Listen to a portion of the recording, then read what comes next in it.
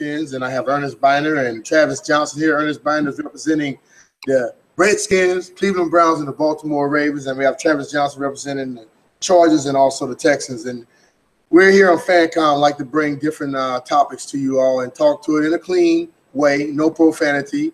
Sometimes we want to, but we have to make sure we keep our motto clean. But both of you guys, Roger Goodell just signed a $200 million contract.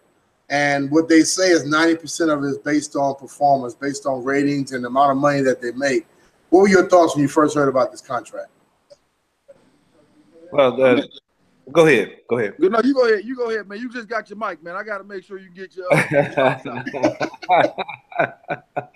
Oh, every now and again, man, we got to make sure these operatives are operating. So, hey, B. Mitch, man, when you're the leader and the head of a entity such as the NFL, there are some things that you should be due. Roger Goodell is due some, is it $100 million or not? I don't know. But I mean, when someone is able to get this type of money and be able to get paid in such a way, I mean, I say more power to Roger Goodell. Mm-hmm. But that doesn't say that I agree with all the things that come down through the league from his office. But if he can get the owners to buy into him in such a way, then hey, go for it. Because I mean, if it was me, I would be doing the same thing. Oh yeah, and I would want some guarantees as well. I would want some things that when you see how the league has been benefiting from some of the things that have been happening under his watch. I mean, you can't say it's justified. I mean, a lot of people, they question it because they also question what the players make. I mean, they question what the owners make. I mean, they getting paid too much money. But in reality, man, hey, more power to them. That's how I feel. Well, I mean, it's one thing to give a guy $40 million a year, but to give him all the things. I haven't looked at the contract yet. To give him all the things that he asked for, lifetime medical benefits, a lifetime access to a private jet, all that stuff is for me over the top. I mean, if the players can't have lifetime benefits as far as medical and dental and all that stuff like that, if we can't get that, I don't care about the money. I think when you talk about guys who've been out the league 5+ years and have already ran through their COBRA and now are dealing with a bunch of other stuff, the fact that you can't have lifetime insurance from the NFL, I think is absurd. I think so. The simple fact is, if he's getting it and he doesn't put his body on the line, not one single day. I don't know if those wingtip shoes have affected his feet and he needs insurance for the rest of his life. I don't know if those suits have made his skin rashed up and he needs insurance for the rest of his life. I don't know if all that smiling and shaking hands have messed up his teeth and his hands that he needs lifetime insurance. But at the end of the day, I look at it saying you are putting resources that should go to players. I mean, when you look at the concussion settlement and realize they haven't even distributed one single dollar out yet to any guys, and it's guys with qualifying marks, and you realize this guy's getting this type of money, let's start taking care of the players. Let's start doing the things that we're supposed to be doing before we take care of this guy who the money was going to be made regardless. Mm-hmm. The TV contract will come regardless. All of the things that you say, oh, he's done well, that was coming regardless. The players moved the product, not Roger Goodell. Yeah, I totally agree with that. And I think I understand Ernest's point.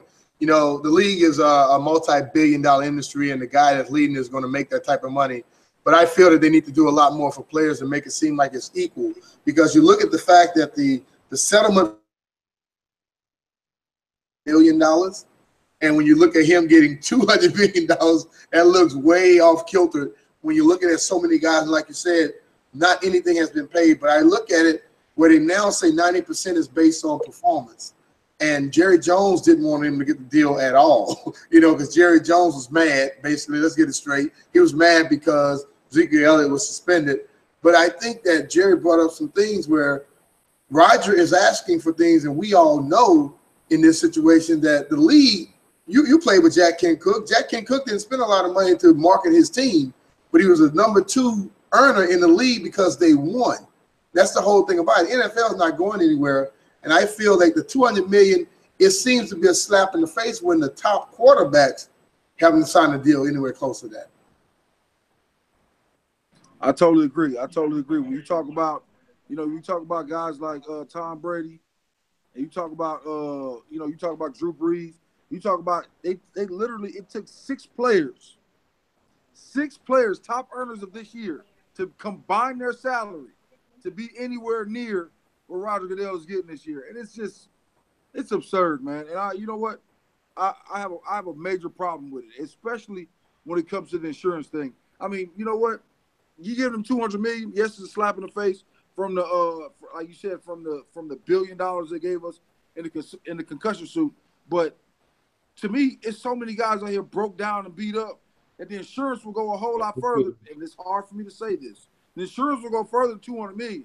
You give a guy $200 million, he might die tomorrow. You give a guy, you give a guy insurance for him and his family for the rest of his life. That is big. That's bigger than anything, in my opinion. Let me paint this picture. It's as when slavery was going on, when that was happening, who made the most money? Who was going to make the most money? It was going to be the owners. Yeah. And the people that made the money, the most money, it follows a hierarchy. So and I guess my point is, the players, they're not slaves, but they are they're not partners either. We're not partners. Now, they can do better for us, for the players, for those that are active and those that are retired.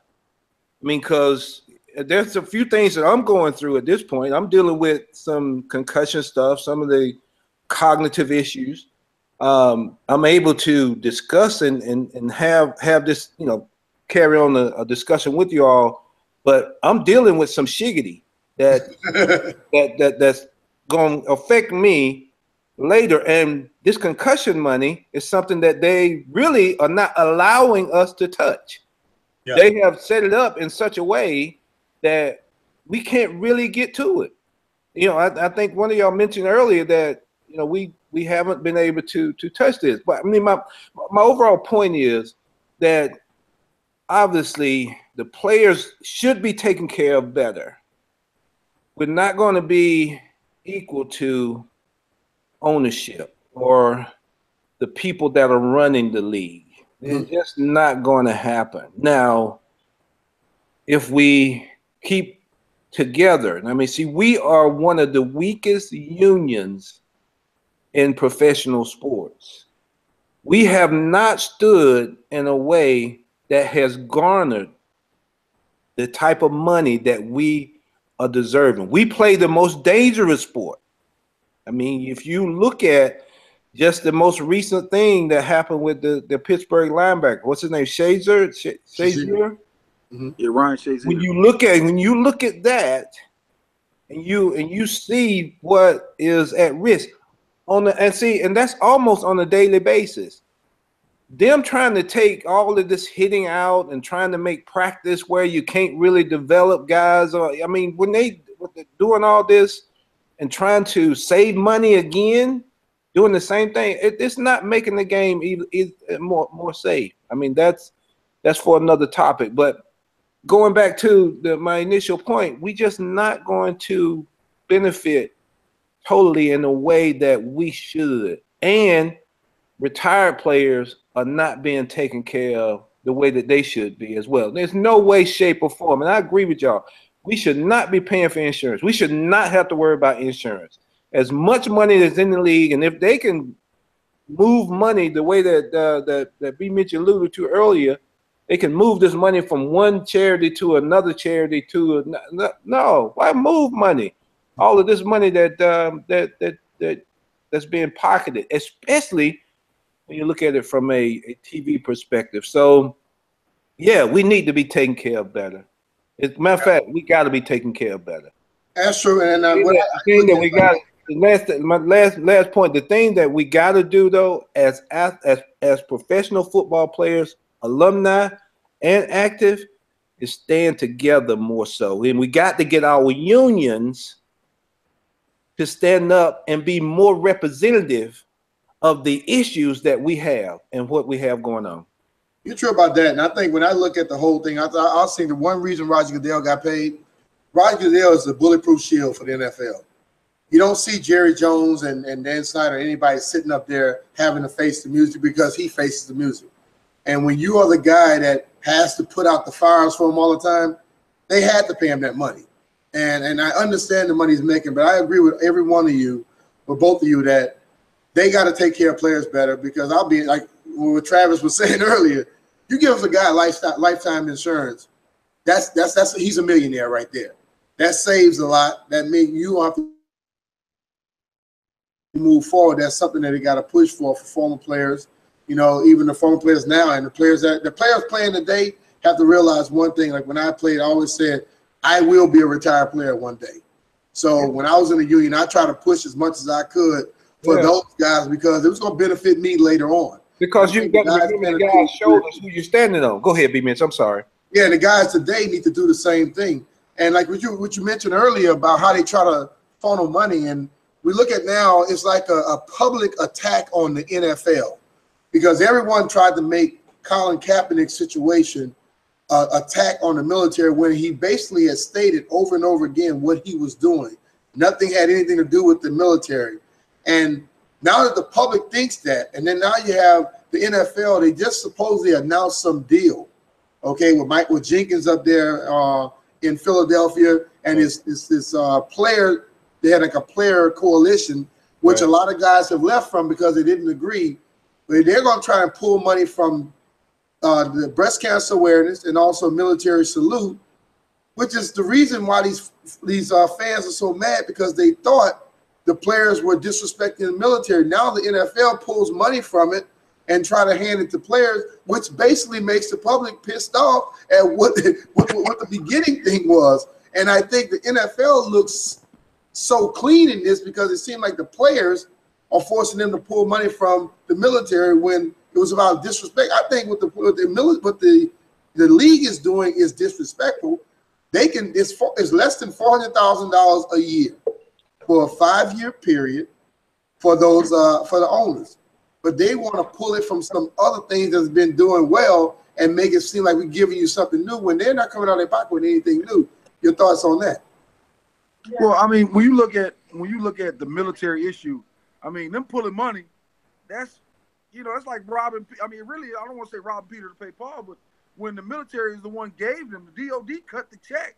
There you go. To kind of push the propaganda. Yeah. You know what I mean? Right. I hate using those words as far as, when you pushing, you almost looking like North Korea, like, hey, listen, we're going to push this agenda of military and of military strength and of military presence at these games. And everybody's like, dude, how much money does it cost? When I was in San Diego, one thing is every game, I don't care if we playing the Browns, I don't care if we playing hey man, why you picking on the Browns, man? What's up?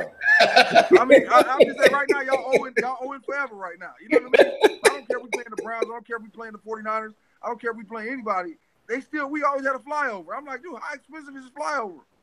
But they don't tell you the military's paying the NFL for this access, and so that's why it was such an uproar by the owners, because the owners the military look like, we're paying you this money to get these boys in line. Get your help in line, basically. So I don't like them taking money from the military. Yeah, of course they're gonna keep clean. Like I told you while we was off there, the NFL runs a mob-like mentality. When you start thinking about how all these guys got ownerships in teams with, from old school backwood poker games to buying parking lots and forcing ownership out. When you think about a lot of that stuff, and the fact that they were paying no taxes in a nonprofit organization forever, you know what I mean? You think about that, you say, how are these guys doing this? Well, of course, man. Hey, Magic Don Juan is gonna always make something happen, and that's what these guys are doing. They're pulling money from these resources, putting it other places, and they're always gonna look clean because it's always their money. They can always say, this is what we are doing. When you say, oh, you took $1 million from here, but we gave $1 million here. All it is smoke and mirrors. That's all it is. And exactly, because they have it's like a 12 8-person council where 7 of them are military or NFL guys, which means that they always push their agenda. See, what these players were kneeling for and sitting for and then basically standing for is to go out in the communities and make sure that minorities are treated equally and fairly. And the things that are happening in a lot of the neighborhoods that most of these players are from, they want those to happen. But the NFL is basically going to put some PR campaign. Spending millions of dollars on a PSA does nothing for a community. Putting that money to work in the communities does something for it.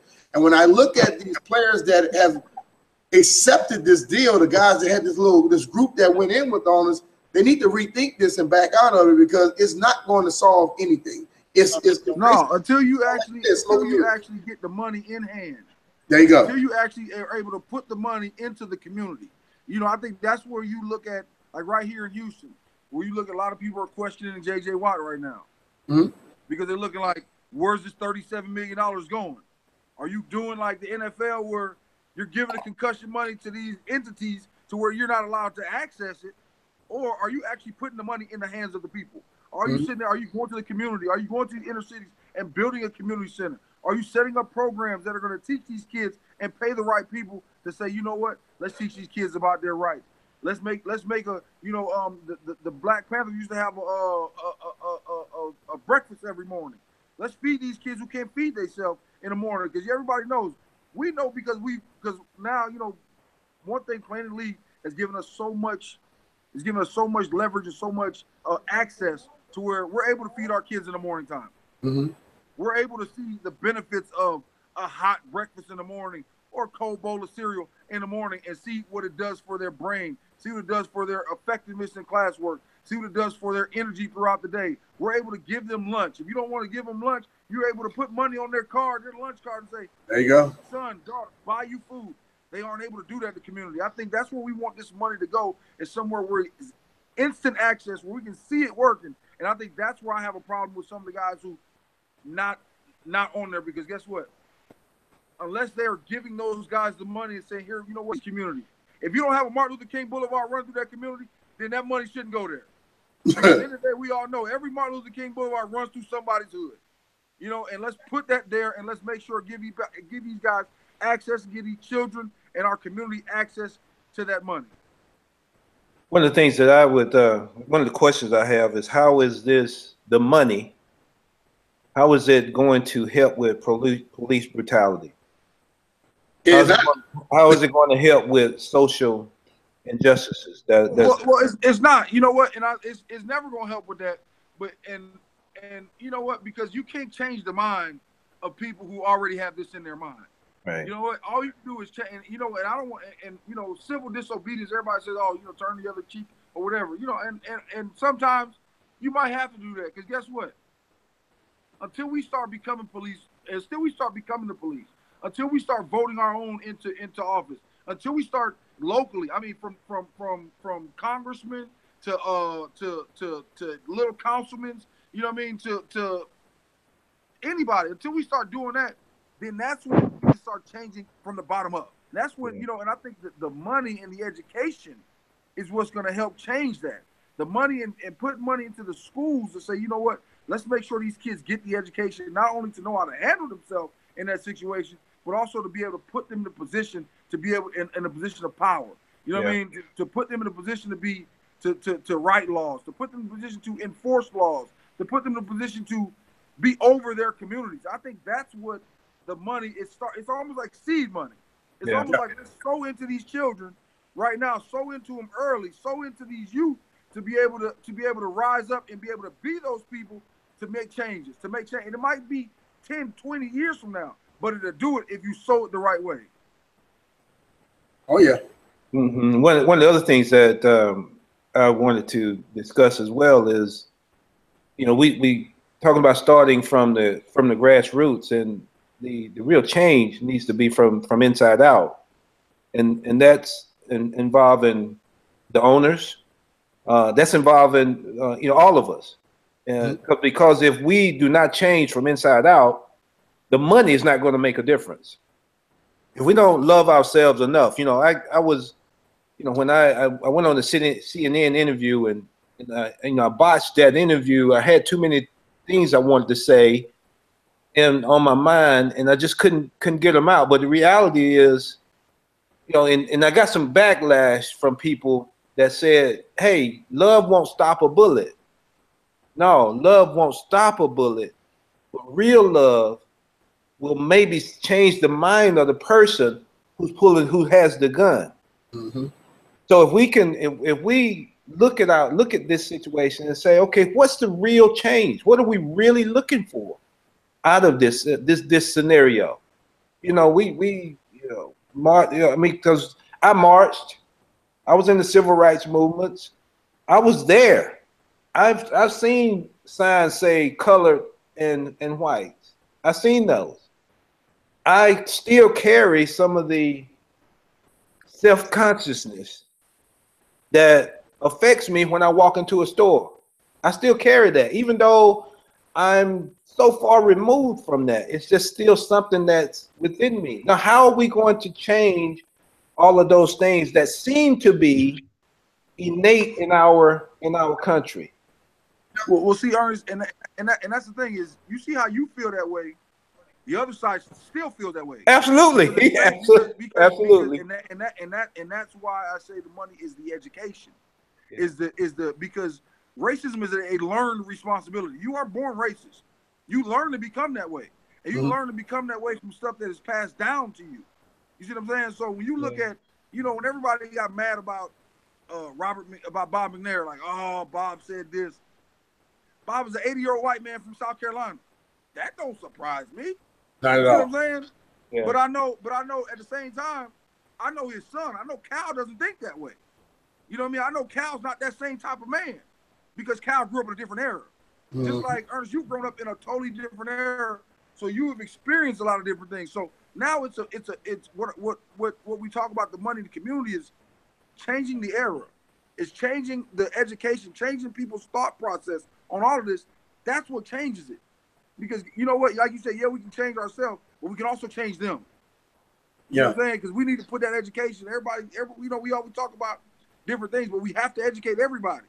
Education. Everybody needs that education, and it starts in our community. Yeah, education. Also, when you look at the situation, these players with the money we started talking about, that almost $100 million, they better make sure they have control over it, because the players that are in these communities and come from these communities have a different mindset of what needs to be done. The owners think if we just throw a PSA out there, people are going to think we're doing something. We don't need this deal. We need to have real action. I agree with you, Ernest. It's going to take players hitting the ground and make sure, because we know if one of us walk in somewhere, we get hundreds to follow us. If somebody from the community walk in, they may get 10. So we get a combination, and we could make that thing multiply to over thousands, and you're so right, Travis. If you educate everybody on it, things begin to go away. But another thing that had popped up when we talked about it, that got us to do this thing on Google Hangout, was the suspensions in the NFL. And I think the NFL, they talk about their image, and I think their image is taking a hit because of the inconsistency in what they do. We look at Gronkowski does something totally outside of football after the play is over, drops an elbow on somebody. Could have hurt him, could have messed his neck up. You look at Juju Smith and you look at the guy Ioka from Cincinnati. Those are football plays. Okay, Ioka gets his suspension rescinded. Juju Smith didn't get his rescinded. I think that's because of the fact that he was out there with standing over, the taunting. They're trying to do that. Crazy. Gronkowski should have been suspended because he went completely away from football. And the question popped up: is it because of race? Is it that people are not getting the same equal, same fair type of suspension? Double standard. What do y'all think about it? You know, I say is before the other guys, before Juju Smith-Schuster, before Ioka, I was like, you know what, one game, that's cool with me. I don't mind one game before that other situation. There you go. But once I seen that you gave Juju Smith-Schuster a game for a football play, not just that, but a play on a guy who's about to make a tackle. Come on now, that's what I'm saying. How you gonna play football? How you gonna play football, man? That's ridiculous. You want me to allow him to tackle my teammate if I have a chance to block him? and this could break the game wide open. This is a 3-point game. You know, when you look at Ioka's hitting game on the line, you want me to allow him to catch the ball? You know, so I think when after those suspensions came down, it let me know there's a double standard. Mm-hmm. Well, I mean, we always know it's a double standard. You know, one thing, I mean, this league is 85% black guys. We all know that, but it's always double standard when it comes to the other side. And you know what? I understand it. But at the same time, I thought it was foul. It was very foul, the fact that you weren't able to give, you didn't give Gronkowski, who, in my opinion, should at least got 2 games after the fact when we realized that you were going to give these other guys 1. But, yes, a double standard. Is it about race? You know, I don't want to throw it out there, but, you know, it might be, it might not be. But I think it's definitely something going on. Well, what they said with Gronkowski, they said he didn't have a history. It was his first offense when Gronkowski has had many scraps after plays. Doesn't matter. He's been as a rookie. Doesn't matter. It's his first time. So where's his history? Why does he get a suspension? Why didn't his get rescinded? It's the same situation, basically. You're going to say if Gronkowski didn't have a history, a rookie damn sure don't have a history. Juju ain't got no history. Juju just playing football. Playing good football. Be Mitch. Whether he got a history or not, he ain't got no business elbowing a guy on the ground after the play is over. True. I'm telling you, I didn't know about what do you mean? Really? You really gonna try to justify this to us? I mean, guys that been playing ball now. The thing that Juju did, the only thing he could have did a little bit better was moved his head a little bit more. But he moved it. He didn't catch him in the head. But that same foot, same shoulder technique that he put on, what's his name, Burbick? Perfect. Boy, that's what you want guys to hit with. You want that type of activity. You want that type of play. Yeah, now, what do they want? Do they want guys to let you know how they let Bell run down the sideline? And that's the play I wanted to say, EB. He pulled off. He pulled off because he was worried about getting for what reason? I don't know what reason. I mean, that's nuts anyway. How you gonna pull off on a play like that? But is that what the NFL wants?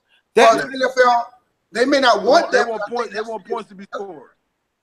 That's what they derive because I think the defenses and I played offense, but I still feel defenses have been handcuffed. Every rule works against defensive players. Every rule. The offensive players don't have many rules because I can lower my head and go head to head with you. I have no problem. But if I lower my head and you hit me in my head, then you get fined and I don't get anything. I really believe that this league has messed up where the injuries are up now because I think guys don't know. They don't know what they can do, how they can do it, where they can tackle. And this is my thing. A guy win a football. How are you defenseless? You have the football. You always know you're gonna get hit. Potato, we know you're gonna get hit. You out there with the other 10 guys on your side of the ball, and you out there with 11 guys. And the time you touch the ball, you know it's 11 guys coming for me. There you go. It's 11 guys coming for me. You're not defenseless. Yeah. Because you're trying to protect yourself at all times. I mean, let's look at the interception last night. The guy intercepts the ball in the end zone, and the first thing he does, he's midair. And the first thing that he's protecting himself because he don't know if he's gonna get hit. He don't know how hard he's gonna hit the ground. He don't know exactly. But he was immediately in your mind. You been playing this game long. He locked it up. I'm protecting myself because somebody's gonna knock fire from me. He didn't realize it was the ground, but he was already. So I don't believe in that defenseless receiver. Nobody's ever defenseless out there. When you strap that helmet up and you strap on both sides, you are immediately in a defensive posture. You better be aware. Immediately ready. You better be aware. No question. You're completely aware of what's going on. Yeah. I mean, see, and this is the thing too. You're taking away some of the naturalness of the game. You're taking away some of the learning that can happen in the game. Now, these records that these receivers getting, these running backs are getting, with these receptions, these records and stuff, to me, they're gonna end up not being meaningless. I mean, because the guys that have really set the records have set them in a different state of football. Oh, now, I mean, that's every game, man. That's why I think when you look at guys like T.O. and wonder, everybody's like, well, why he's not in the Hall of Fame? Well, it's a different era. I mean, the fact of the matter is that you play with a Hall of Fame quarterback. You can argue you play with two. If you include Donovan McNabb, you can argue the game has changed. I mean, when it's changed so much. See, the thing is, it's being ruled. It's being ruled in such a way. I'm sorry, but it's being ruled in such a way. Now it's different. Yeah. It's being ruled in such a way now. I mean, you got it. Did we go off? Went off. Did we go off? No, I think we still. B-Mitch, you still there? But the thing is, man, it's almost being taken out of the players' hands, and different things are being said and done, and it's being done subjectively, not based on what actually happens on the football field. You can sit up there in that room and you can say this, man, but if you're out there on that field, and some of the guys that are making these decisions are guys that have played the game, but see, they have to do it in such a way that they got this on their minds all the time. They got lawsuits on their mind all the time. They still trying to pocket this money. They still trying to keep this concussion money out of our pockets. They still trying to put as much money as they can in their pocket. They're still trying to take my retirement and make it my disability and make it my retirement. They're doing so many these things that are behind the scenes that are really affecting the overall quality and also the play of the game. I'm sorry. We stopped off and we back. But you know what, Ernest, you're so right. And I think that's the whole thing about it. I'll give the NFL, and I hope they get this, I give the NFL one suggestion. Make them guaranteed contracts, have players sign waivers, and let them play football. When you have them sign the waiver, you relinquish the liability, and this game will grow even better. Yeah, that's the problem with them. If they stop worrying about that, they can move forward. Because if you tell me to play football, and one day I hit you in your chest, and because I get John Gruden and crew say, "Oh, that's hard. You got to get fined for that." Then you fine me based on that. Then it's no longer football. They have to do something about that. Yeah. Agreed. Oh yeah. So all right, man. We're gonna turn this off, and all right. That was a good conversation. For the love of the game, baby. For the love of the game. Yeah, and I say this. You know, we have a lot of ex-players that are bringing content here on FanCom. We're gonna try and do more of these type of videos, and whoever's out there listening, we're gonna give it to you raw. We're gonna try to keep it as clean as we possibly can. But the NFL don't want you to know this side. And I'll tell you this, if I had a kid today, I would still let him play football because I'm smart enough and I'm intelligent enough to teach my kid the way to tackle, the way to get hit, the way to go out there and play football instead of just putting them out there. Because the NFL, see, they just don't want to tell you they had the moment of impact. They had the greatest hits. Jacked Up was on ESPN. They had all these things celebrating the hits that they were finding people for, making money off of it. Yeah, and then they put money out there, as you all stated, and they trying their best to keep making it as hard as they possibly can for you to get that money. Fans, you always sitting up here and you want to attack players. You may want to turn your target to the owners. They're the ones that are screwing up the game you love so much, not the players. As Travis said earlier, the players make this game go.